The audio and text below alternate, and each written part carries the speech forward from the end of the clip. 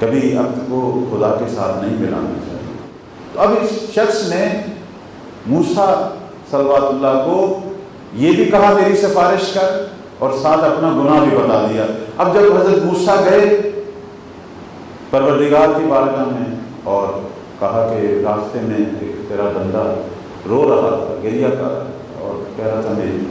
سفارش کر، میں اس کی سفارش کرتا ہوں۔ اللہ نے کہا تو میرا نبی ہے، بنا بھیجا ہوا نبی ہے، تیری ہر بات مستجاب الدعویٰ ہے، میں رد نہیں کروں گا، تیری سفارش کو قبول کرتا ہوں، لیکن میرے اس بندے سے ایک شکوہ کر میری طرف سے، اس سے کہا کہ ٹھیک ہے سفارش کے لیے تو نے بھیجا تھا، وہ میں نے ماننی تھی ہر صورت میں، لیکن تو نے اپنا عیب کیوں نبی کو بتایا جو کہ مجھے صرف پتا تھا، جو صرف مجھے پتا تھا، میں نے بھی